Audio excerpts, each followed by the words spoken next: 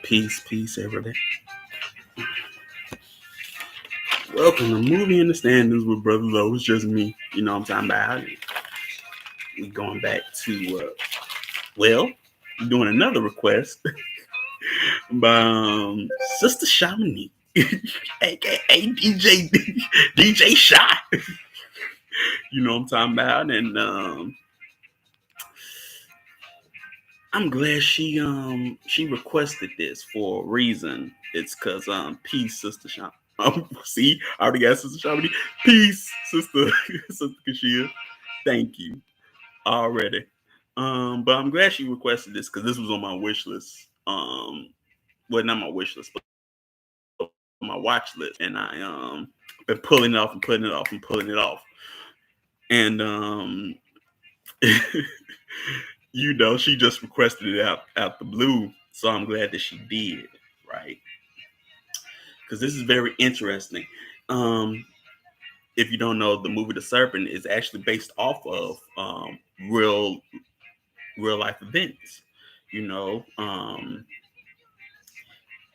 And I'm gonna get into some of the real facts, and I'm gonna get to the movie as well. Oh, really, Sister Sister Kashia? You like murder sprees, murder capers, which is cool. But this movie had it's very interesting, and well, the TV series is very interesting because of the simple fact that it's a murder spree that happens, in the 70s. And for me, it got me to thinking of a lot of um, famous murder sprees that happened in the 70s, because mind you, things like this was new, you know, serial killings like this was new to the world, they're still doing the Cold War and, this 70s disco era, and things of that nature. And here you have serial killings and murders, things of that nature. And then you have to go on a hunt for a killer that's killing all these people, and you don't know what's happening, right? So, let's get into this. Is based off of the serial killer Charles Subraj, you know, um, Indian, as you can see, his last name is Indian, and some call him the Bikini Killer, or the serial killings that he did, the bikini killings. I want you all to know that the reason why they call it that is not because all the victims were wearing bikinis, but the first killing was a woman in a bikini, which is also in the TV series. Peace, Sister Deirdre, and all them. Peace, Sister Moksha. Um, yes, Son of Sam. You can think of that, Sister Kashia. I also thought of the Zodiac Killer. I thought of Jeffrey Dahmer and things that he was doing. I thought of that as well. Um, yes, you had the right show, Sister Deirdre. Don't worry about it. Don't worry about it. That's the right one.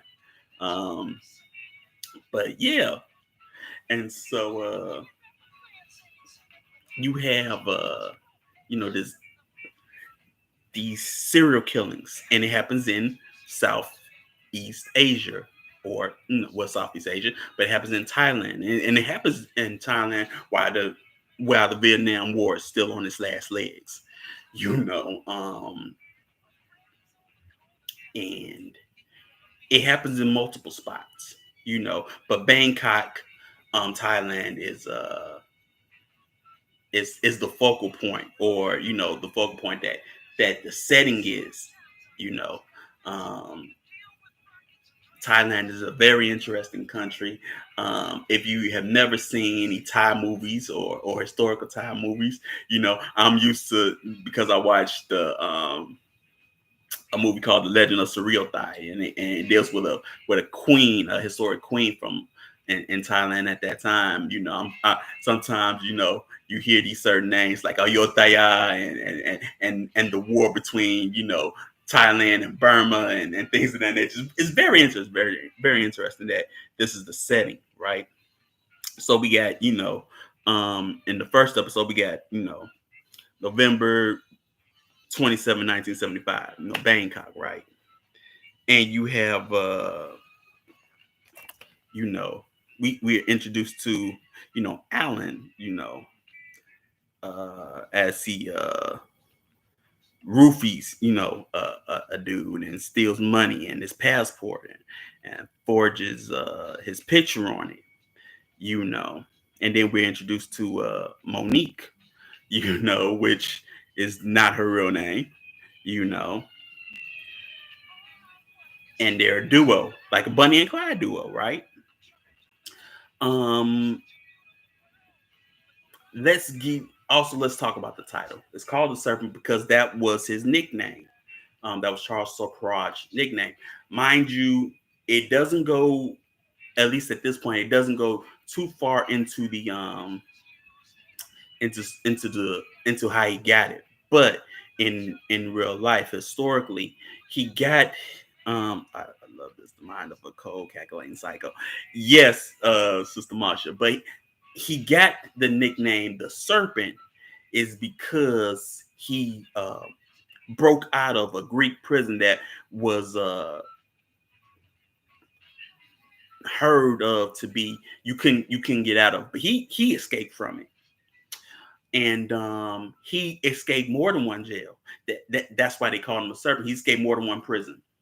Also, he he got a record. It doesn't go into the TV show yet that he has a record.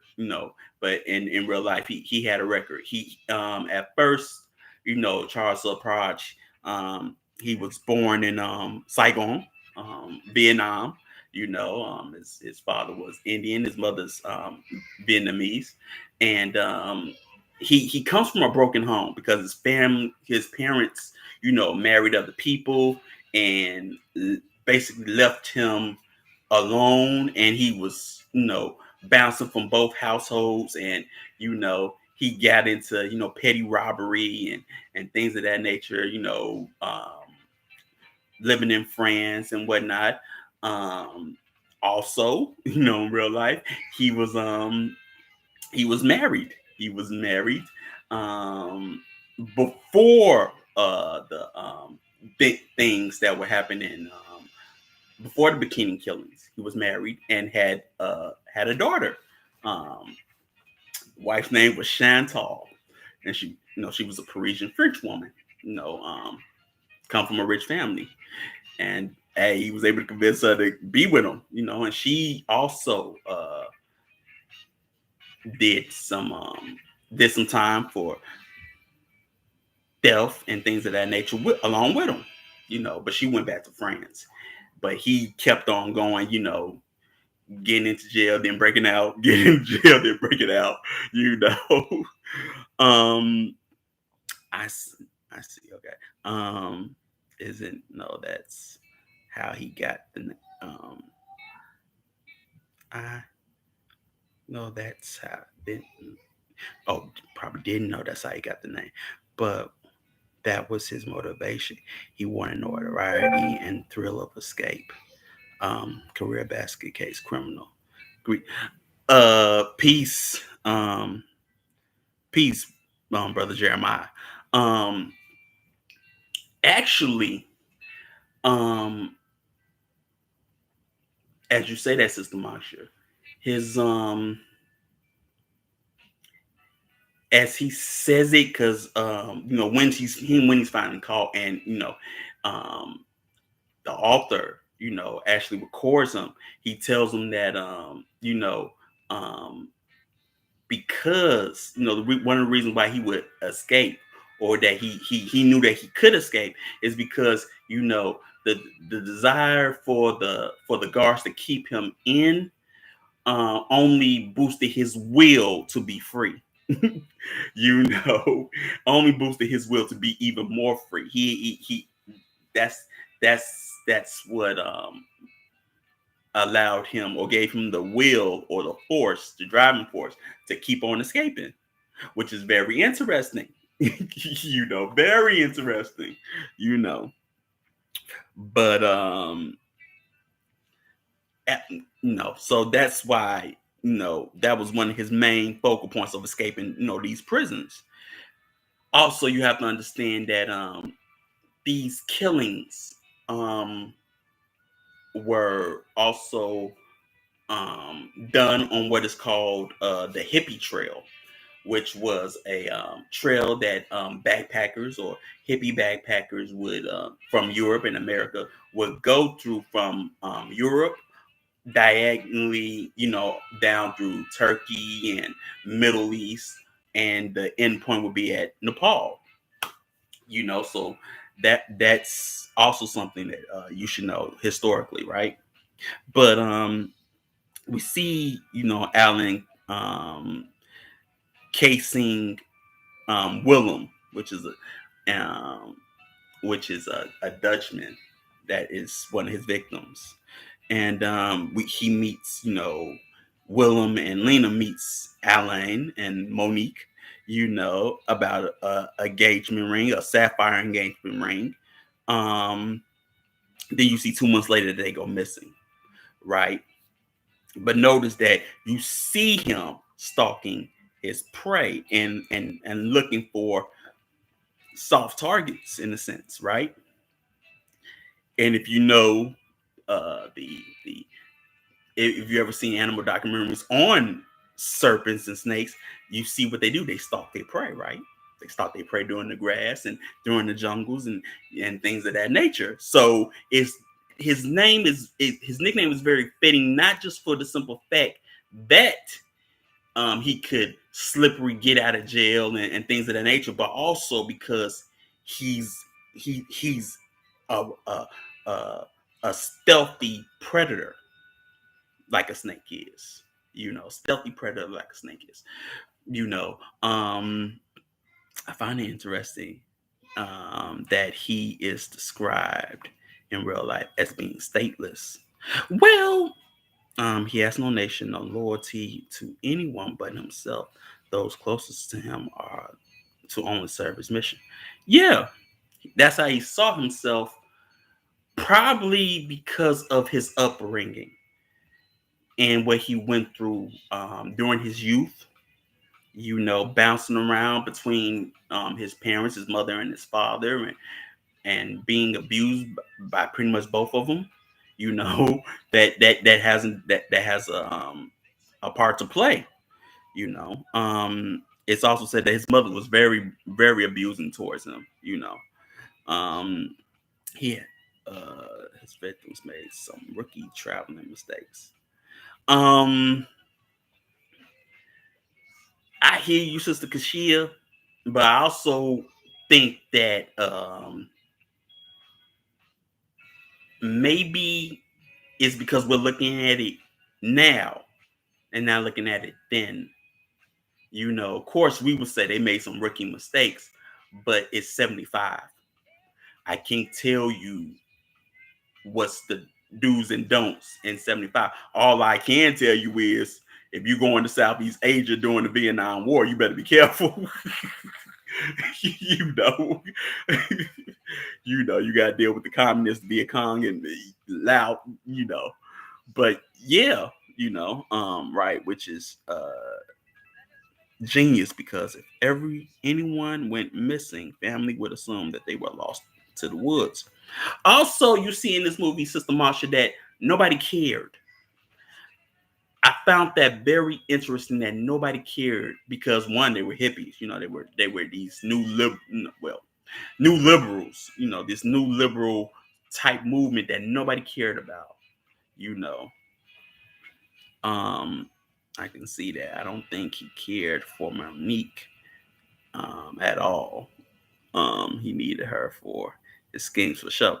Well, the guys, well, realistically, he's already married, but yeah, you know, I agree with you right there, Sister Kashia. He did, but they go missing, and we have a Dutch foreign out. I'm gonna use at least one proper term: a Dutch foreign secretary or ambassadorial foreign secretary, Herman, right? And he, tells the ambassador that there's two missing Dutch backpackers, and that's what say nobody cared from this scenes because the Dutch ambassador like, when's the last time you talked to your mother, Herman? He was like, you know, he was like, exactly, they'll pop up, he brushes it off, right? But then we there's a lot of fast forwarding and rewinding during the series. So 2 months earlier, we see the couple, and they meet Ajay. Well, they meet another compass called Ajay, um, in Alan's crew, and they were going to Santa Cruz, and they decided to stay in Bangkok. Because they Ajay said that Alan and Monique is waiting for you all and whatnot. You don't need to go to Santa Cruz. It's dangerous, or whatever. So they stay in Bangkok, you know, and then they were on the free love vibes. Yeah, they were on the free love vibes, which Sister Deirdre, I would say that was a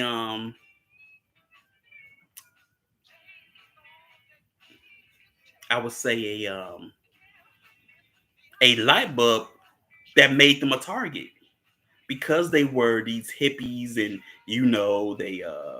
they believed in free love and all of that, and you have these young European American kids, going to the far east or whatever to seek enlightenment, you know to seek enlightenment, and ended up getting schemes ran on them, right? But then we fast forward again and we see how Herman meets Mr. Simons, a Belgian foreign secretary. And I like Simon's character because he's real, gritty and manly, And he said he gives him advice on the missing couple and tell him what he needs to do because Herman doesn't know what to do. So he gives them direction. You want to find these people. Okay, first thing you do is see if they left the country and if they got here. Check that. Check the paper trail, pretty much. So Herman, he goes on the paper trail and he investigates. And then we go back and we meet Teresa Knowlton, who travels to Bangkok with a friend named Celia, and they share a hostel or a hotel together, or hotel room together, and which we would call a mistake because you're sharing a room with somebody that you don't know, and that you just met just 5 minutes ago. But like I say, it's 75, you know. Um, and they do that, and then you see Celia reading the Tibetan Book of the Dead, which was very interesting. Like I said, you have these kids on this trail trying to seek enlightenment, so they're reading things like the Tibetan Book of the Dead, and trying to get to Nepal and things of that nature. Yes, that was insane, you know. But like I say, it you got to look at the times. It's 75, but for us, we'd be like, hold on, I don't know you, you know, So that's very interesting. But then you see, why they're at the hostel, Ajay, um, as Sally and Teresa to come to a party, But only Teresa goes because she's like, I'm going to become a Buddhist nun, and I want to have some fun, you know, before I take my vows. Like I say, they know who to spot, right? But then we go 4 months forward, and we see Herman meeting with Simons and another Australian ambassador secretary called Leva, and they talk about this missing couple. But also Simons wants him to meet Leva because of the simple fact that he has a story about an Australian couple that was reported killed, but all of a sudden they find them, and they weren't killed at all. They were in on some island, living it up or whatever. But that that that basically gives Herman the spidey sense that something's not right. You know what I'm saying? Um, because of this Australian couple, right? But then we rewind. Look, rewind, VCR. Rewind, and we see Alan talk to Wilm about Lena, and says something. Willem says, Lena doesn't care about money. And Alan says, of course she does. But she doesn't know what it's like for mixed races in Europe. You know what I'm saying? Like you and I do, So of course she cares. You know what I'm saying? Which showed a little seduction, from Alan. He knew women, but he knew European women, or dare say European white women, Of course she does. Of course she cares about that, you know. So you gonna have to break off this lit because you gotta make her happy. He played off of his emotion of love for this woman in order to get what he wanted. You know what I'm talking about? Which brings to mind Chief's acronym of HALT. Don't make decisions when you're hungry, angry, lonely, and tired, right?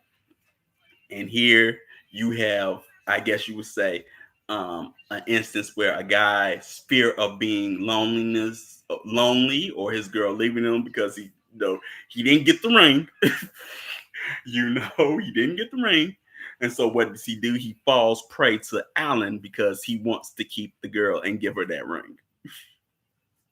you know. Um, I was continually talking to the screen in dismay with these choices. Yeah, I'm sure you were, Sister Kashia. And so we see after that, we see Monique approaching. But also notice how, just like a serpent that can move in and blend in, um, you see Alan, he's able to convince and convince Willem, things of that nature. He's very convincing. And think about how the serpent, historically through myths, have always been seen as a convincer. Especially if you look at your biblical lore. Adam and Eve. What did the serpent do? He convinces Eve. That that's not going to happen to you. Because God knows, that you become like gods. So think about that. The name is very the nickname is very telling. Telling them, but we see that Monique also is trying to work because this is a con, trying to work Lena over, about buying, the gemstones, or buying the ring, and whatnot. Because they know, because they done broke into their room, they have more money than they said they had, you know. But Lena refuses, right? And so we leave that scene and go to Teresa again, where Teresa meets Alan, and at the party, and then he suggests that they go to a nightclub just because he sees Teresa with a bunch of travelers checks. Remember, this is 75, so people did travelers checks when they left the countries of their birth or whatever. So, which we would say is a textbook mistake. You do not have travelers checks in your bag for all to see. That just makes you a target right there. you know, you you asking for you asking to get gobbled up by the predators. But that's what happens. Because she takes out her clock, and then all of a sudden, Alan sees the traveler just like, oh, got another one. You know what I'm talking about? Peace, Max. And so they take her to a nightclub, or as I would like to, one of these sexual nightclubs, I would say, or what was known at that time as the Boom Boom Room. Boom Boom Room. It was brothel slash nightclubs, in Vietnam and Southeast Asia. You go to them party, and then, you might get a girl, for the night. So, what also happened, while they were there, while she's paying attention to the girl on the stage, like, this is 1975 stripping, right? So, you got poles, got girls in heels, but this is also the Boom Boom Room, when they were asked today, or, they'll probably say no sex in the champagne room, wink. Here, here in Southeast Asia, oh, that's why we call it the Boo Room, because there will be sex going on in, or whatever, but like I say, this 1975 floor shows and whatnot. While she's doing that, while she's watching girls on the stage, Alan's slipping a sedative or roofing in her drink. Yes, Sister Deirdre. And she drinks it, and she is drugged, but she knows that she's been drugged. And one thing was interesting is that, you think I don't know what downers is? You know what I'm saying? Like, she knows, because she's probably had it before, But, because she looks lethargic and out of her mind or drunk, nobody uh picks up that this woman is really being kidnapped. Everybody just think, oh, she's just some drunk white girl, white hippie. She'll be all right. She's with two men that probably know her. No one picks up on that, which is why you have a covering. As you can see, this is why, this is a warning as to why you have a covering and a protection. And you don't go to Boom Boom Rooms at all, or by yourself. Don't go to the clubs at all. Don't go to those type of clubs at all. You make yourself a soft target. But couldn't do, yeah, exactly, Matt. She couldn't do her thing and she was mad about it. But she's kidnapped, and she's insulting Alan, while she's kidnapped, which, as I told you before in other shows, other Innerstandings, that's one thing you don't do if you're kidnapped. You want to basically humanize the experience that you're having with your captor, so they don't do anything. And what does she do? She calls them a-hole. And one thing he says, you're vulgar. You throw yourself at men the way you throw yourself at religion. You can't buy your way off the wheel. And it's very American for you to think so. And here, and Americans do not prosper in this part of the world. You know what I'm saying? You got to understand also,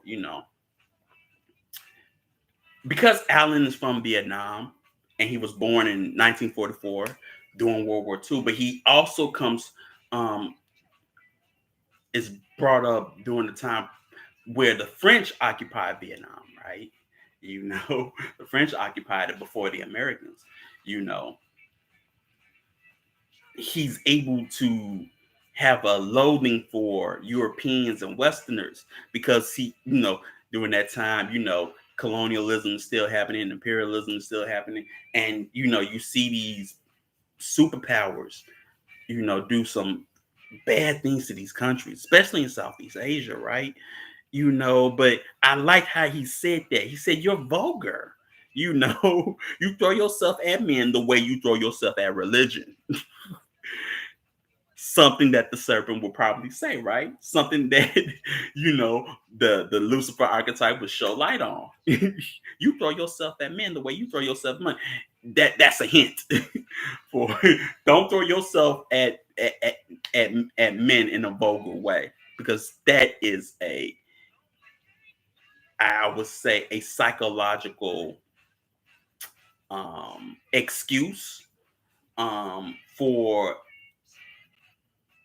a murderer to probably do whatever they want to you, and because they'll use that excuse. Because one thing in real life, um when this happens, because Teresa is the first victim, if you haven't figured that out yet. One thing that Charles says is that he thought that, even though it's not true, he thought that she was dealing heroin, in the country. you know? So that's the reason why he did what he did, and he felt no remorse about it. You know, you know. So yeah, right. And so they're on they're on the ocean in Pattaya Beach, right? And Alan suggests to Ajay that they kill her, and um, put her in the ocean to make it look like she's drowned, you know. But as you can see, she did not have on um, a a bikini when they kidnapped her. They put the bikini on to make it look like, oh, she's just some hippie chick that got drunk and whatnot, um, and ended up drowning. That was drinking and using drugs, right? Which also sort of spoke to the times of why people didn't like, hippies. You know, they were out of control, and possibly out of control in these countries. But that's how the first bikini killing came came about, you know. But the autopsy report, I know they don't go into the autopsy report for Teresa. They knew in real life that she was strangled, you know, before she wasn't drowned. She was strangled first, and then water got into her lungs and things of that nature. So they knew that she was murdered. It wasn't a good cleanup, I would say. It was a smart idea, but it wasn't a good cleanup because autopsy reports. You got to think about that. Autopsy reports. If you want to try to get away with it, you got to make it literally look like that. But because they could tell that she was strangled, before all of these things, because of the autopsy report, they knew that she was murdered. So we get to episode 2, right? And we see that Herman finds evidence of Wilm and Lena as the dead Aussie couple, right? Because of the burn pictures, you see that they wear Dutch clothing. Well, if you're from Australia, you wouldn't wear Dutch clothing. So now he puts 2 and 2 together and get 4. And so Herman goes to the morgue, the Thai morgue, where the couple is held, and he's notified about the autopsy on the couple. That they were basically burned alive. but also, they were, stabbed multiple times, things of that nature. They were beaten and then killed and burned and whatnot. So we go to May 5th. Um, yeah, this was a great selection. um, May 5th, 1975, right? And we're in Kashmir. Um, and we have Monique basically um, narrating her diary when she first meets Alan, or Charles. And we find out that Monique is not Monique, but Marie Andre, you know, um, very French name, you know, but she's Canadian, you know. So if you, for some that don't know, why would a French speaking Canadian, you know, have a name like that? Well, if you know the history of Canada, you know that the French actually had a part of Canada at one point, and usually that is Quebec, exactly, Quebecois. See, Max already on it, she's from Quebec, but some people don't know that. Some people don't know that, so I have to explain that. So, Quebec, but yes, so she meets him, and then she's captivated by him, right? Yeah, come come through Canada, you know. Oh, Canada. Okay. But we go to March 3rd, 1976, right? And Herman goes to the Thai police about investigating the case, you know, and he meets the major general, and major general says, we don't have the resources, but to investigate. But you can.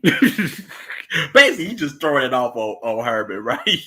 Like, we're not going to do it. But you know what? I'll deputize you. Which he doesn't unofficially, but he says, "Oh, you can. You can do it." He's a foreign secretary. He doesn't have the jurisdiction, but I just find it cool that he just says, "You can do it." I say you can do it, but he can do it on his own, right? Yeah, Herman, say less, exactly. But Herman goes to a meeting um with the ambassador, an ambassadorial meeting, and he talks about going to the police meeting because he's late, and that meeting held him from this meeting, and and it was about the murder of two Dutch nationals, and the ambassador says that it's not his job to find the killer, you know, which, like I say, when it comes to the ambassador and things of that nature, I find it very interesting that he says all of this because these are Dutch natural that these are the citizenry of the Netherlands, right? And the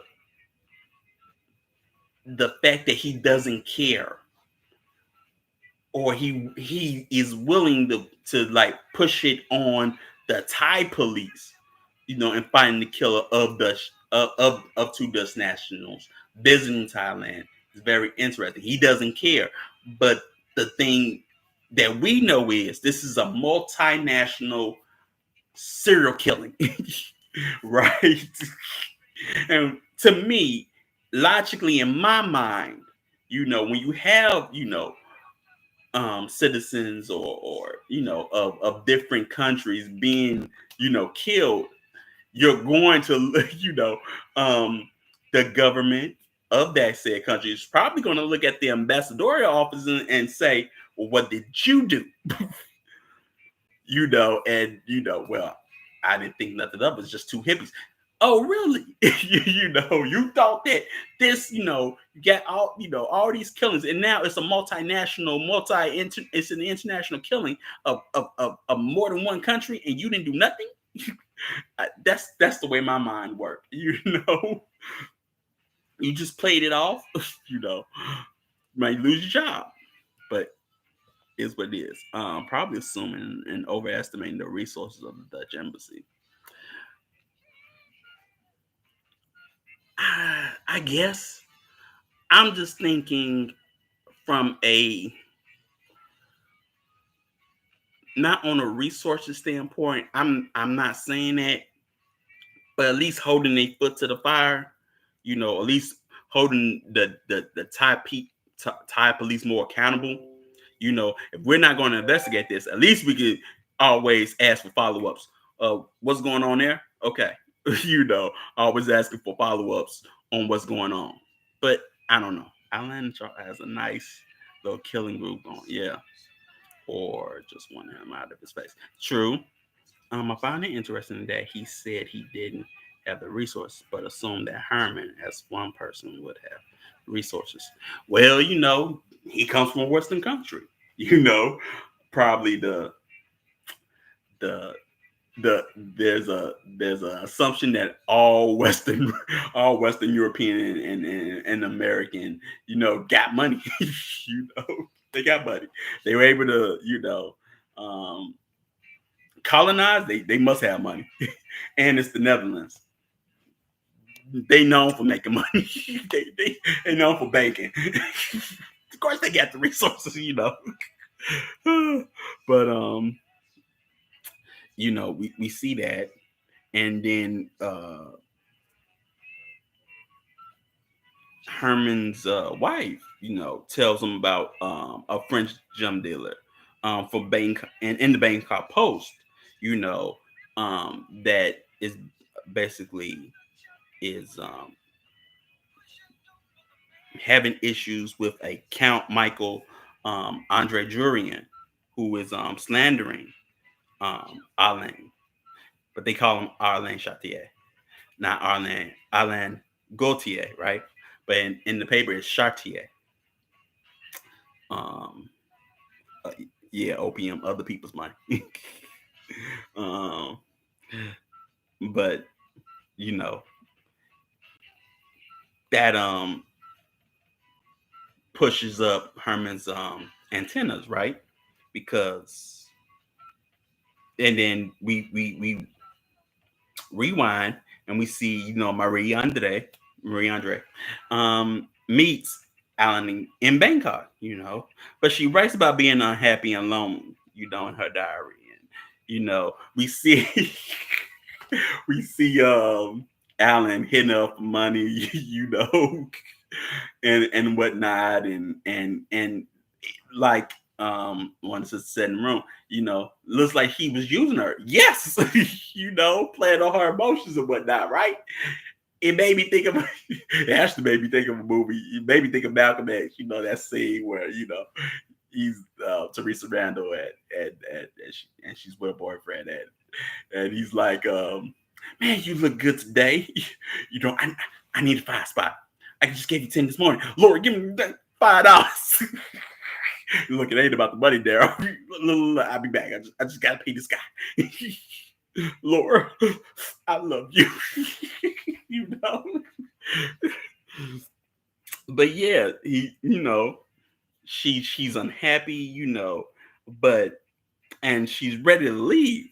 But Alain romances her, and then he starts to, introduce her to the con and says, you're no longer Marie Andre. You're not Monique, and you're a model, right? And I'm your photographer husband, you know. And they go to work this couple. So they do a job and they drug a rich Aussie couple. And they take the money and their jewels, and that was, her first intro into this con game, and he introduces it like it's a game, to her, which is very interesting. He's very subtle, but convincing, this is just a game, and not only that, I'm gonna give you a new identity, you know what I'm saying? He's on it, but then we fast forward and we see flattery and serotonin. Yes, flattery and serotonin. Flattery, seduction, giving her what she wants. Because when you're introduced to Marie, you see her as a plain Jane, or what they would say, plain Jane, because she's very plainly dressed, you know, very average looking. You know, she wear glasses and things that she doesn't look. You know, she seems shy and things of that nature. But once she meets Alan, she's a model. She dresses like a model. You know, she looks like $1,000,000. You know what I'm saying?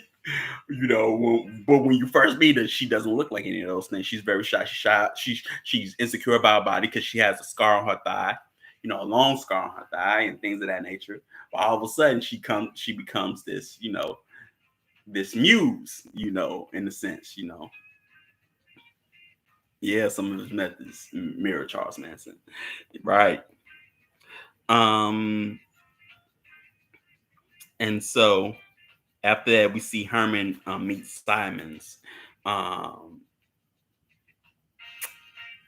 and they about, you know, this gym dealer, and Simon's like, okay, I'm gonna take you know, he takes to a club, which is another boom boom room, right?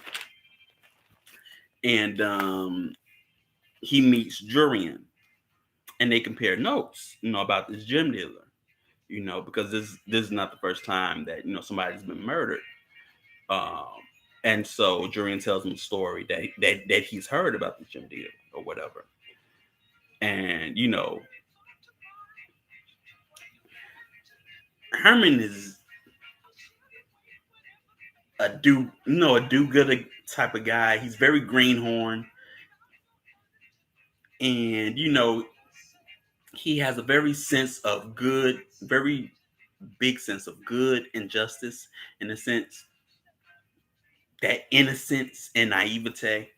You know, where you know he's very stern on it. You know, especially when he meets Jurian. He calls him. You know, he insults him to his face. You know what I'm saying? Because of these two people that end up burnt and dead. You know what I'm saying? Which is very interesting. You know, but you know, then we go um, back and we see Marie confront Alan on who he really is. You know, um, because you know, is that your real name? You know, things of that nature. You know, because she didn't know. You know what I'm saying? Um, and whatnot. And so then we see Marie meeting Dominique and Nadine. You know, Dominique. I know it sounds like a woman, but it's not. It's a guy. You know, someone that has a unisex name. It's a guy. You know, and he becomes the housekeeper. But that was Alan's ploy. You know, he would drug, you know, people to get them to be make them sick. You know, feed them poisons and things of that nature. Make them sick and then, you know, nurse them back to health to, you know, bring them in to be a part of the crew, right? And so that's what happens with Dominique. You know, and we see that because uh Alan's like tells Monique, you know, you should not be doing housework. You know. So I brought somebody in, you know. That was interesting. Like I say, he's seducing, you know. But we see Herman tracking down, you know, because there is a French girl um who visit the French embassy, but she visit multiple embassies, right? Well, not the French, but the Belgian embassy. Um, and then we see Alan confesses to Marie about killing Teresa. And then we go back to Herman meeting the British ambassador about a French girl. And then the British ambassador gives Herman Wilm's diary. And so he looks at all these pictures and finds Alan's um card. And so he realized that it's not Chartier, it's Gaultier, from his card, you know. And then we see Marie meets Suda. And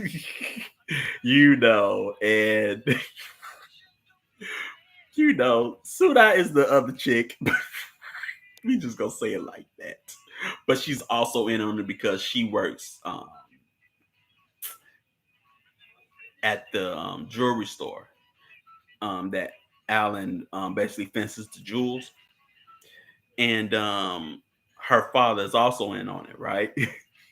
But she looks at Marie like, I'm the main chick and you're the side piece, right? Say it like that so you understand. That's her look. It was like um Alan was using the same tactics of colonialism on these European tourists, making them sick, um, being their so-called savior at the same time. Yeah, yeah, I would say that. I think she begins to see even more of Alan's true nature. Yeah, yeah. It unravels. It unravels as she begins to see more. But but then um we come to find out, she gets jealous of Suda, and things of that nature. But and she's terrified, of the situation. But she stays, and and stays calm. But she also writes, that she's conflicted, with this game, and she wonders, you know, if she can keep it up, you know. He was remember what he would say to them when they were sick. He would talk down to them. His disdain based on his child. Yeah, he would talk to them and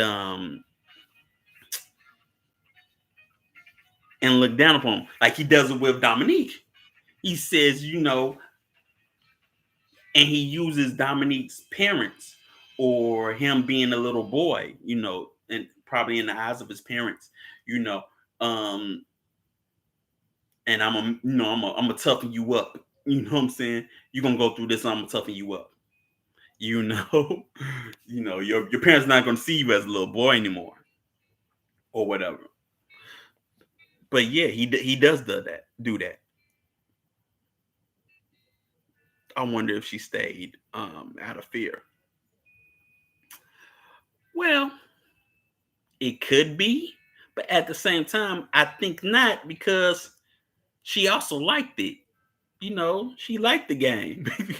She liked the game, but I don't I don't think she understood the consequences of the game, of the game that they were playing.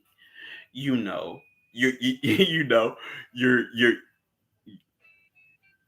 not only are you conning people and stealing and things of that nature, you know, um, you could be prosecuted by more than one country for murder and theft. So look, murder and theft in more than one country. Forget football numbers. I mean, that's life sentences. Depending on which country you have, pretty much you probably have um offended. At least logically, that's how I see it. But who knows? But even though she has all these things, she still stays, right? But she talks to Lena, um, and one thing. This is why I say she may have reservations, but she was still in on it. Is because one thing she says to Lena is, "Why didn't you just buy the jewels? Why didn't you just do that?" She blames her. You know, doing she blames her. Yeah, she liked it. Stirred that poison into those cups or tea with fitness. Yeah, with finesse. Knowing fully well that her lifestyle depended on her compliance. Yeah. Boy. think she did. I think she did. She had her own agenda. She wanted family with him, so she was willing to do um, or turn a blind eye to anything. Yeah, but actually, Tostalina, Wim re- sort of rebels, you know, while he's drugged, you know, but he's subdued by IJ and and Alan and you know uh Marie leaves the room and he closed the door. But notice Alan is very calm. He says it's all right. It's all right. Just go in the other room. And then they proceed to beat this couple. And while that's happening, Marie is listening to French radio station, and she's got that got the radio, the portable radio, up against her ear, so she doesn't have to hear Lena screaming. But like I say, in control the whole time, right? And then we see Simons and Herman look for the French girl, you know, and that's two, right? That's the end of part two. And so we go to episode 3, and it's November 20th, 1973, in Paris. And then we see how Dominique, which is a guy, just okay, just in case you forget, who leaves his home in Paris, with his parents, you know.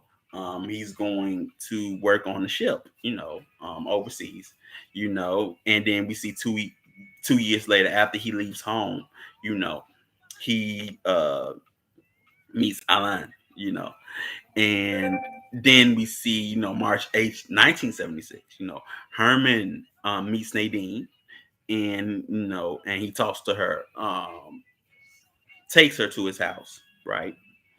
um, Along with Simons, um, her and her husband, and they find out, that there were more incidents, you know, and you have, we see Alan, and she tells him that how Alan looked for people who were lonely, sad, or lost. Like I said, Hawk, right?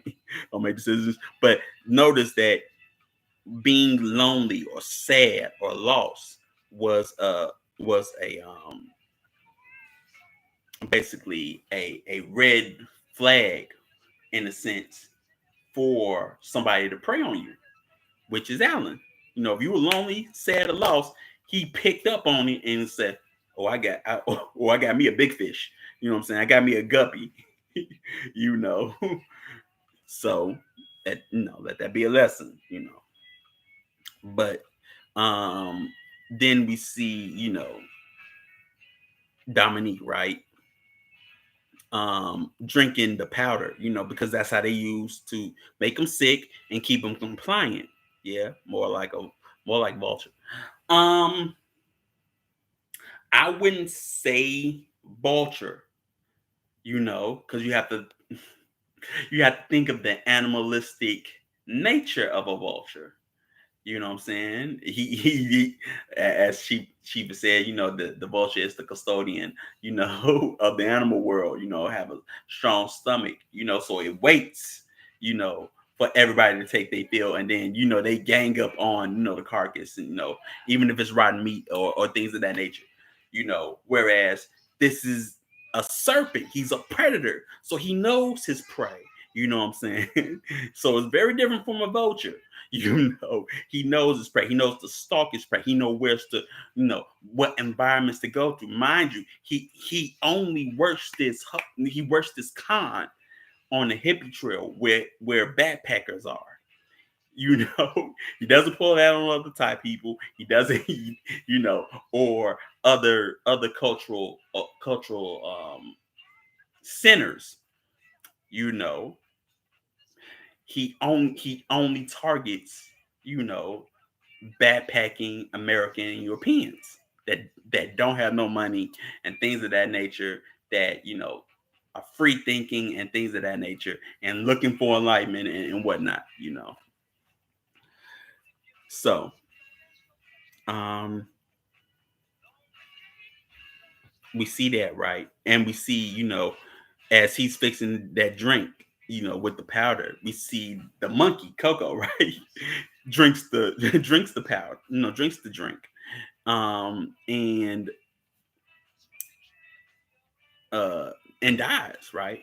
And so, Dom sees that, and his antenna flies up, and he asks, Alan for his passport because he wants to go home, but and then he finds out, Alan's been using his passport, and all of a sudden he also finds that his travel visa has expired, but because he's been sick and he's not been able to catch up on anything, he finds out all of that. Like, you can go home, but but like Alan said, I know a few people, in the French embassy, and I'll, call in a few favors and get you home. And because Alan is so convincing, Dom gives him back his passport. You know what I'm saying? My thing would be, or my modern sense would be, why does he have your passport to begin with? Why does he have your passport? Why are you so trusting of this person that you don't know, that isn't from the same part of France that you are? Why are you so trusting of this French speaking, person that you don't know, and you're so trusting of him that you give him your passport? you know, Mind you, passports don't look like they did back, the way we see them, So, passport forging in this part of the world is business, is big business, you know what I'm saying? So yeah. And then we fast forward and we see Simon's solution, to this whole thing after he done heard all of these things. He wants to kill Alain, and Herman is being advised by his wife, to write a report about this, and things of that nature. And then we go back and we see Dominique is putting two and two together as he, is watching all these things happen, and he grows suspicious. And then he asks Monique, he says, why does everyone get sick when they come here? You know, which, like I say, he's becoming more investigative and observing of what's going on, and that's a very interesting um, question to ask. And Dominique tells Nadine and her husband what's been going on, and he shows them pictures of things that's of murder victims, and it's like, this person is here, this person was there, this person was here, at the house, at this party or whatever, and then they weren't in no more, and then I saw that person, get carried out, and they said that he was sick. One person was, this Turkish guy, um, which was a real person. Can't really remember his name right now, but he ends up getting burned and murdered by Alan and Ajay, and they point to another picture. Well, Dominique points to another picture of a girl being killed, and whatnot. Well, in real life, that other girl that was killed and thought of as a drug murder, or well, not drug murder, but a drug overdose. In real life, that was the Turkish guy's um, girlfriend. She goes to her name is Stephanie. She goes because they don't tell you about her story, but she actually goes to Thailand to look for um, her boyfriend, and ends up meeting, Alan and them, and ends up getting killed, because she was looking for him, you know. But yeah, and so um, Nadine um, uh, forges Dom's original passport to bring him home, right? Because his visa is expired. He just wants to go home. They buy him a ticket and they forge his picture. Mind you, like I say, it's easy to forge a passport in this time because all they do is do what Alan did. But what was also genius is that they sew a passport, well, actually Stephanie's passport, um, the visa stampage on Dominique's passport. You know, these are novices, and they're able to do it with ease. So he can go home. So it doesn't look like his visa has expired, so they won't stop him, right? So Dominique's able to board the plane for France, and Nadine always goes to her post office box or her mailbox, to um, receive a letter from Dominique to make sure he's okay, or if he is safe and got back to France. Dominique writes back to Nadine, you know, but at the same time, she knows that her friend is okay. But Alan and company, they find her at the mailbox, and that's the end of 3, right?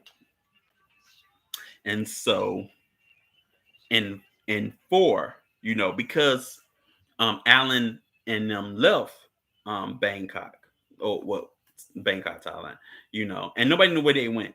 And 4, we get into that, peace, chief, peace. We get into that, right? And it's the 23rd of September 1975 in Nepal. And as I just told you, Nepal or Kathmandu, and was the last stop on the hippie trail, right? Because that's where all of them went, like I say, to reach enlightenment. But think about that as well, the fact that any guru, can say, "Oh, I'm a guru and I can give you enlightenment and teach you these so-called, Eastern philosophies, religious styles, and take you for everything you got." Like I say, they're easy mark, and we see, bodies found, right, in Nepal. Little boy finds burnt bodies, and so we have Herman, you know, um, and company. They go to the the mailbox, in Thailand, and to look for Nadine because she hasn't been there, right? And she's supposed to be back at Herman's house, and she didn't come, and so they go and try to find her, and find out that she left with some people, and then they assume, oh, it must have been Alan, and they must have came back. She left with them. And so the husband goes back to the apartment and to grab Nadine. And, find, and then he confirms that they, that Alan and Monique and Ajay, they are back, right?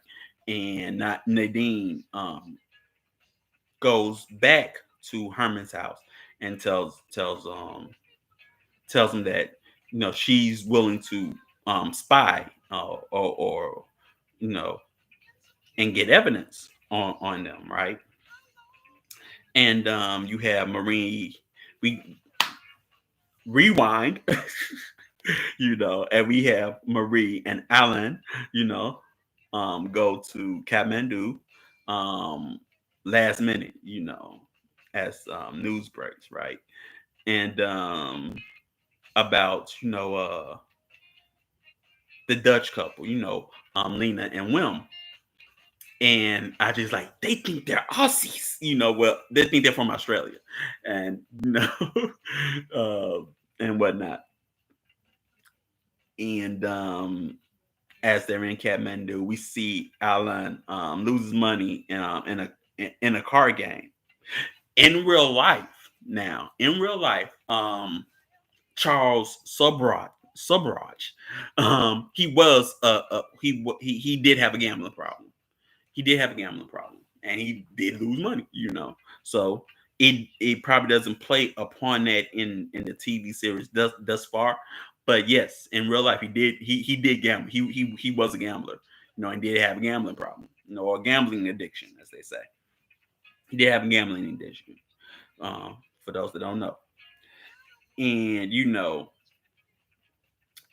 as he loses the money, Marie is complaining about it, and then he tells Marie, it's vulgar to put so much value on money. you know, like I say, he comes, he sheds light on this. It's vulgar to put so much value on money. you know,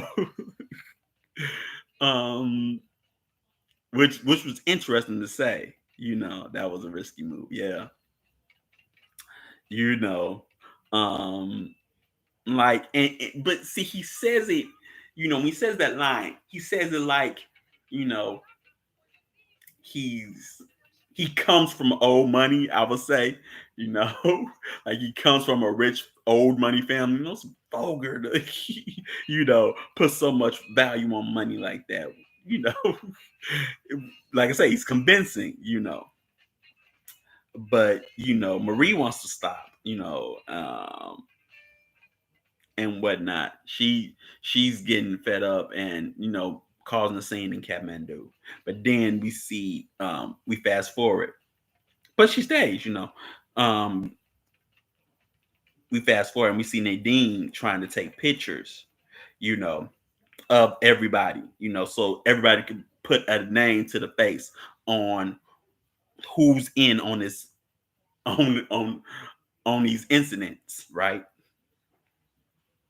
And we see the Dutch ambassador tell Herman to stop and threatens to reassign him back to back home, to the Netherlands. But one thing he says was interesting. He says it's an insult to me and to the country with what you're doing. You know what I'm saying? And I found that interesting just for the simple fact of it is, so what you're saying, because logically what you're saying is it's an insult to track down killers of people from your country. That's what you're saying. It's an insult to the country to track down killers of people from your country. you know, of citizens from your country or whatever. That's an insult. And not only that, that's an insult to the ambassadorial office. you know, that's what I say, huh? you know, but yeah. And so we see Nadine, giving the photo rolls to Herman. Okay, well, for some of us, um, at one point in time, when it came to photography, you had photo rolls, and you had to give the rolls, and they had to be developed and things like that. For those that don't know, you know, you know that probably didn't have one of them old Nikons, or whatever, from that era, yeah. And so we see 3 months earlier, Alan tells Marie, that if she's going to be with him, she needs to trust him, and he basically drugs her drink and offers it to her, and she says, "This is how I love you," and she drinks the drink and she falls asleep. Now, mind you, Alan looks like he's going to kill her, but then he doesn't, or whatever. But then you see Ajay, because while they're in Kathmandu, Ajay also goes to the hotel, but Alan says, "This ain't for you. Go find someplace cheap." Because Ajay is, melanin rich, melanin rich dominant, even, he's Indian. If you want to know about the melanin rich dominant people in India, check out the Tamil Nadu, and you know, people in the people in southern India, and things of that nature. Um, but yeah, and he, because he has to go, to someplace cheaper, you know, because of his skin color and things of that nature. You know, he ends up meeting this, white hippie girl, Iris, right? And he takes drugs with her, and ends up spending the night, well, sleeping with her and things of that nature. And Alan finds them together because he's been looking for him all night. He's been looking for him all night. And he tells him that, and he says, why do you think, these white children deny the comfort and wealth, to come to a place like this? You know, they travel only, and then he says, she thinks of you as a slave. You, you know, because it seems like IJ's already after what I fall in love with the chick. But he says, yeah, she looks to you as a slave. You know, she may not say it to your face, but that's how she sees you. You know, maybe subconsciously, that's what he's speaking to, right?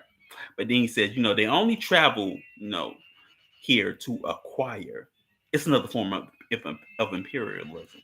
You know, which yeah, think, and then it makes you think, well, what did these people, from these countries come to do? They came to acquire, whether if it was enlightenment, or trinkets, or a mate, because that's a big one. They came to acquire. And yes, that is another form of imperialism, but they came for something. They came for something that this country had, or something natural that this country had, and they wanted it for themselves, you know. Um, yeah, even IJ was looking for a waypoint out at that point. Yeah. Um, and so, but like I say, um, at least in this TV series, Alan has some of the dopest lines, in this TV series, which is good because that represents, the symbolism of the serpent. That is something that the serpent would say, what I'm saying, or the serpent archetype would say. He's gonna put light, he's gonna put light on things, and make you think, you know. But then you have Herman and company. They look at the pictures and compare notes. You know what I'm saying? And then you have Marie. She finally goes out of the apartment in Kathmandu, and she sees the Kumani Devi, um, or the living goddess, right? And they tell about this young girl, and things of that nature, what the living goddess represents, and the cultural aspect of it, and what happens to the person that becomes one, you know. And as she speaks to this tourist, whose name is Connie, she speaks to her, and the tourist tells her, about how love is power, what I'm saying, and if she wants to leave her man, leave her husband, to do so, you know. Uh, but then, wow, Marie is questioning everything that's going on. She finds out that Connie and her guy Laurent, you know, um, has rubies. Um, you know, um, I know when you see his name, they would pronounce the T, but in French, out, the T is sometimes silent, so you would say Laurent, you know. But and then her conscience, tingles when he got what? He got two rubies that he's looking to sell. Well, let me bring it to my, let me bring it to my husband, So the con begins again, with Connie and Laurent, you know. Um, and one thing that Alan does, he sees the rubies and he's like, "Oh, these are fake." You got You got gypped. You know what I'm saying? But we'll don't worry. We'll take you back up north. We'll drive you up there, right? And they kill Connie and Laurent, by basically stabbing them and slitting slitting Laurent's throat and burning them. So you already know, and from three, that the burnt couple was Connie and Laurent. Now that's the real killing that really happened in Nepal. That and that's what the autopsy report um, said, as well as, if memory serves me correct, no, that's the dust couple. The dust couple was burned alive. This couple was not. But you see the pattern, you know, killing them and then burning them alive, burning their bodies. You know. And so Herman shows the evidence, that he's gathered all the way, the pictures that Dean had and everything, and the report that he's drawn up, to Simons, right? And then after that, Simons takes Herman to see Laver, and he's given a crime report, from, basically the Australian embassy about this crime report. And then we rewind, you know, back to Marie and Alan, and they are go to the Nepal police, right?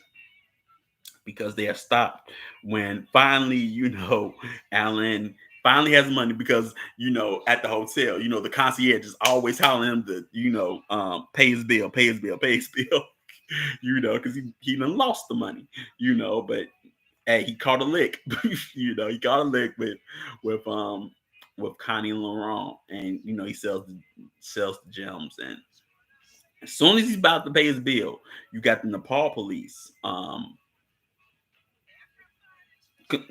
basically bring him in to the station about the murder of Connie and Laurent, because Iris says that basically she witnesses those two taking them off. So they meet Iris. Now, I don't know. I don't know. This is 75. I don't know if it's it if at this time it's standard procedure for you to meet suspects in a murder with the witness. I don't know. But that drew a red flag for me. Like, huh? But yeah, you know, they meet they meet they meet Iris, but she doesn't identify them. She doesn't know, right? Because she's distraught and everything. And Alan's like, these hippies, they get, they do this, they do that, they take these drugs, and you know things like this happen. He acts like he's way above them, right? But the police detective, or whatever, or what have you, he, if you look at his verbal communication, he doesn't believe Alan. He looks at him like, something ain't right about you. He gives him that look like, no, something ain't right. And he tells him, don't leave Nepal. Don't leave. Until this is sorted out, don't you leave. Because, So that already tells you, yeah, you know, he he he he knows a con man when he sees one, Um, but we fast forward and we see Herman typing a report, Um, wow, in Nepal, because it goes back and forth. Wow, Alan, they go to India, you know. Um, in in real life, when these murders are happening, um, it wasn't like you seen like you seen the TV show. People were putting two and two together to get four. At least the police stations were. You know what I'm saying? Because they were, really paying attention. They couldn't find them, but at the same time, you know, they were, they didn't really seem like they dropped the ball that they do in the TV show. Like they're bumbling idiots. Or or highly corrupt or whatever. You know, because these murders pretty much happen pretty much on top of each other. So people were, police agencies were actually paying attention because they were coming up in newspapers, and whatnot. So we see that, while they're traveling to India, and then we see, Herman going to the police to bring in his findings. And then, it's March 9th, 1976 in Bangkok. And we know that, from Herman, that the police plan on raiding Cannon House, which is the apartment house where they stay, Alan and he tries to call Nadine and her husband so they know to leave, before the raid happens, and that's the end. That's the end of part four. Well, part four, episode four, right? Because they leave off on that closure point or that suspense point. So yeah, what I'm saying. Like I say, this is very interesting. But I would highly suggest that you watch, National Geographic or Discovery Channel documentaries on snakes. You know, and see, the movements and the the habits, predatory habits of a snake. Why you watching this? You know what I'm saying? Um, it was interesting as well that, like the opening thing, when they have the serpent, it was covered in gold for one thing, and the way it looked, because in some Eastern cultures, sometimes a serpent is synonymous with a dragon as well. I've seen that play out. Sometimes they'll call a serpent, a great serpent, a dragon. you know that So think about those things. You know what I'm saying? See how a snake stalks his prey, go through wildlife and things of that nature. Also, shedding of skin,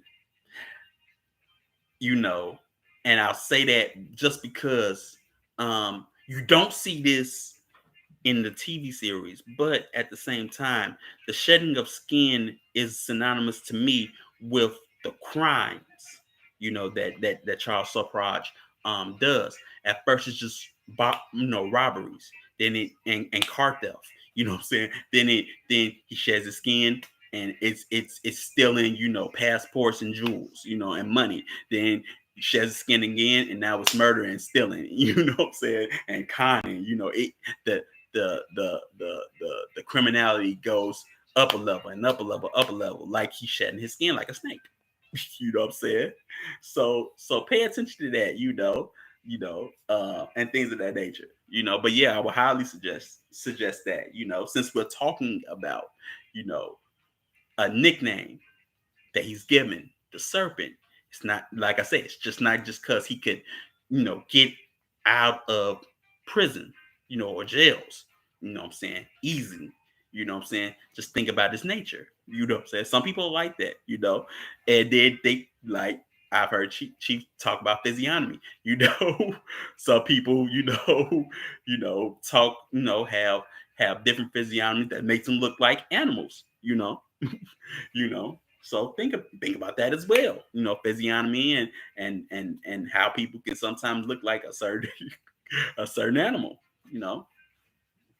And their verbal communication, also probably would tell them what type of animal they are.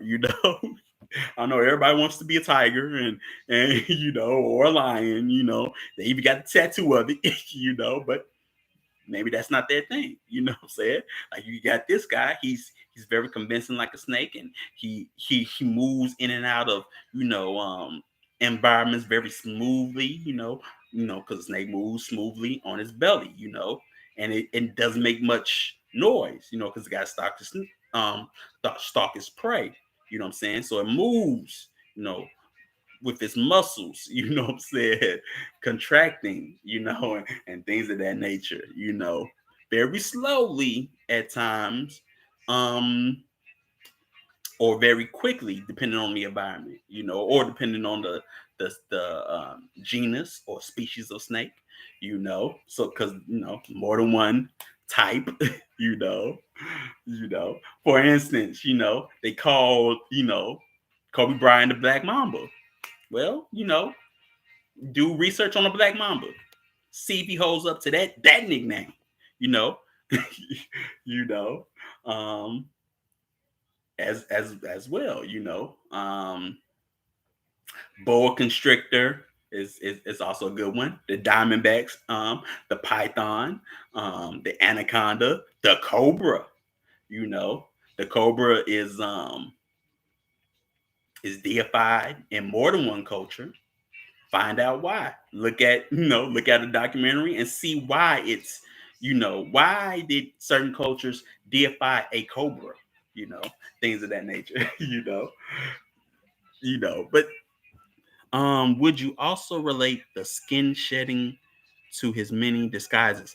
I would also say that as well, Max. Thanks for saying that because he does in real life. He does have many disguises. They even say that he even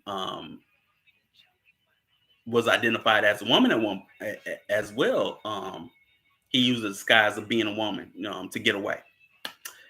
So yeah, him shedding the skin to the many disguises and identities that he uses. You know what I'm saying, with these passports, things of that nature. You know what I'm saying. So yeah, I would also say that. Yeah, give thanks for even bringing that up. Yeah, you can also say that. Yes, very much so. Very much so. You know. Um yeah, but wow, he was committed to this life. Well, he was committed to life, but you also, like I say, there are documentaries on these murders and Charles Sopraj. So if you look at, you actually look at the actual person, you know what I'm saying? You will see, oh yeah, he could play as, yeah, that yeah, you know, he, I don't want to say it, but yeah, he could, you know, dress as a lady boy and get away with it, you know. So yeah, I could have saw it, well, like he was this, this manly, burly type dude. He did have um a feminine like feature in his face, but he was small. He's a pretty boy, in a sense. That's how he was able to, seduce these women, right? But at the same time, think about that. He because to me, one of the uh reoccurring reoccurring MO for some of these murders is, if you look, they're always um their victims usually are women, but at the same time, they're they're usually against liberal, free thinking women. Think about that. Think about that. Like Sister Kashia brought up Son of Sam. Look at the women that were murdered during that, or during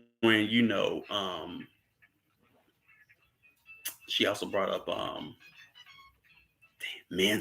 Charles Manson.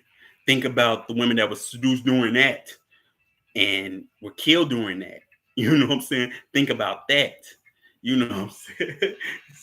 It's getting deep. Got to dig. But yeah, think about that. You know what I'm saying? And this is 75. So that, like I say, that drew my eye because I'm like, all these killings are happening to, you know, liberal thinking people, or so-called liberal thinking people, especially women. Why is that? You know what I'm saying? Now, mind you, there's psychology when it comes to, murderers and things of that nature. So think about that. What sets a serial killer off when it comes to that? You know what I'm talking about? Why do they do that? Could be that they were abused by a woman. You know what I'm saying? Like Charles Sopros, he was abused by his mother. You know what I'm saying? Highly abused by his mother. You know what I'm saying? So that's that's something you have to look at. That comes into it. You know what I'm saying? He's able to seduce women, but does he really love women? You know, if he did, would he do the murders that he did to them, or how he killed them, and things of that nature? You know what I'm saying? But he was able to seduce them. That don't mean that he liked women. I'm not saying it from a sexual point of view. I'm saying he didn't like them personality or things of that nature, probably because of the things that was done to him. He didn't like them. You know, like I've heard Chief say, some guys will have, sex with a woman. That don't mean they like you. they can hate them. You know what I'm saying? Think about that. Think about that. He seduces these women. You know what I'm saying? That don't mean he likes them. Look at Marie. He's using her. We know he's using her. You know what I'm saying? But does she know? She keeps on falling into the trap. Or whatever. Yep, I think there is some underlying disdain for women with these killers. Knows their vulnerabilities and uses them. Yeah. He doesn't like anybody.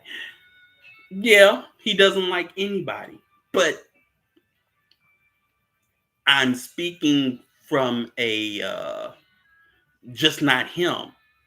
I'm speaking the for more than one serial killer. That's what I say. Look at more than one, like Son of Sam, things of that nature.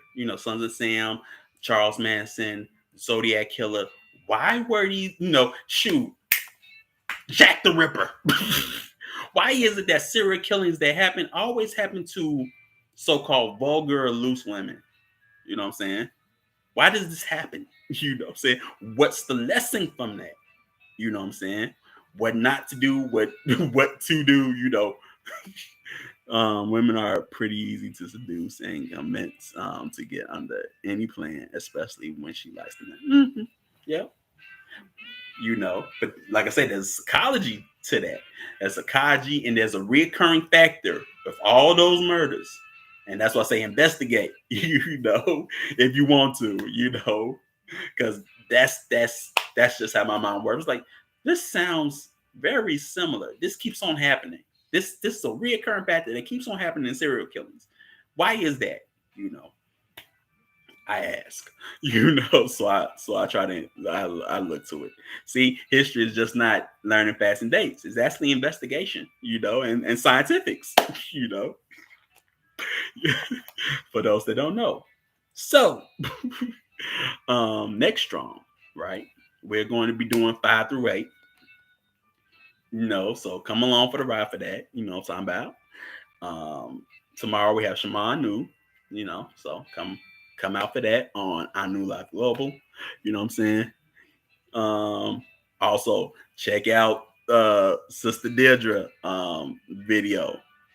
She just posted it. I'm sorry I missed it. Apologies for missing it because I be looking. But also Sister Kashia and Honest Doula, she also has a video out.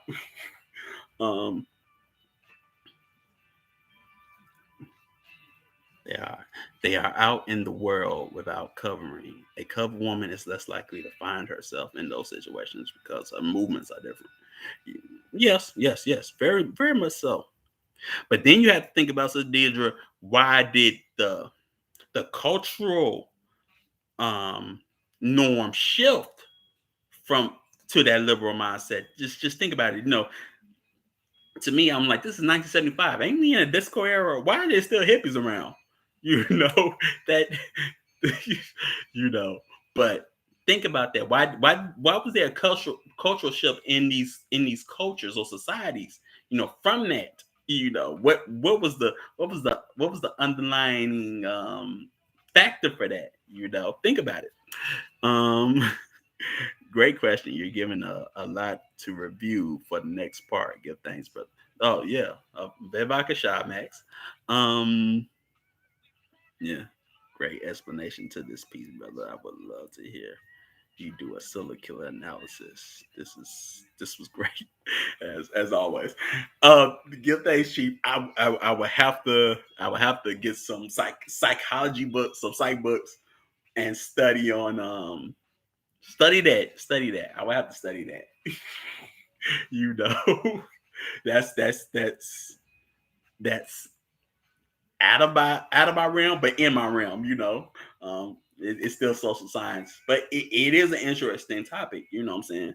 It is an interesting science to understand. Because it deals with the mind and murder and why these things happen. And people observe these things.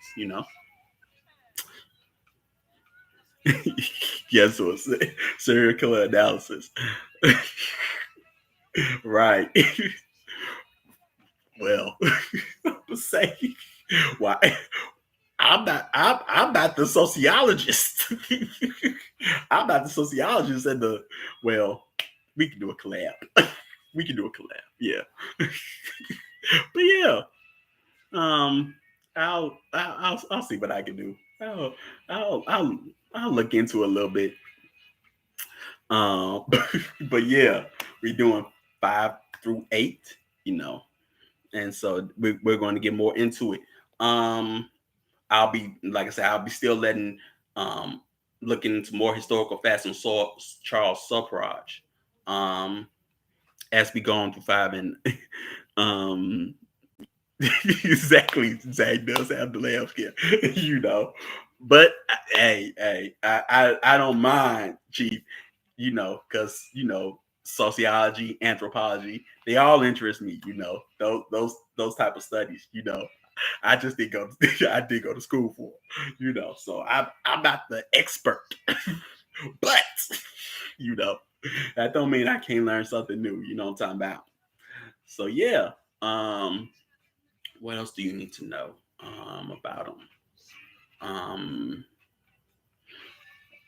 Also, you know, I would also say, even though that he was abused by his parents or whatever, think about the time, like I say, the time and the country that he comes from. He comes through Vietnam, basically during French occupation. Investigate what the French did during Vietnam at that time. You know, investigate that. Before the Americans came, what did the French do? You know, you know, um, while Vietnam was a French colony. Think about that. you know, that could also have a prey on the psyche, because you probably don't know what he's seen. You know, they probably did some crazy things. You know what I'm saying? It happens. Um, like we dealing with a Belgian embassy, right? And when I think of Belgium and colonies, I think of uh, Rwanda, and I also think of the Congo, and the atrocities that they did there. You know what I'm talking about? Investigate that. These places ain't squeaky clean. They got their hands quite dirty, very dirty, muddy. you know. So think about that. Investigate that, and see how that plays on the psyche of the people in those countries. You know what I'm saying? You ain't gonna come out clean or sane. You're gonna come out pretty much banged up and messed up. you know. So yeah. Also, we talked about him being stateless. Um, During Vietnam, I do know, um, being a um, mixed race in Vietnam, um, did make you like that. They would call them the unwanted. Actually, there's a book from a biracial Vietnamese guy, and it's called The Unwanted. And it talks about his struggles, being a mixed race in Vietnam during the Vietnam War. You know, So think about that. You know, yes, that job to influence while being unseen. Right. Yeah. So think about, like I said, think about that. If you want to investigate it, investigate it. You know. So yeah, give thanks everybody. Appreciate y'all coming in and showing out. Um, and we'll be at it again next strong. So join us again, and I will see y'all next strong. So give thanks and peace.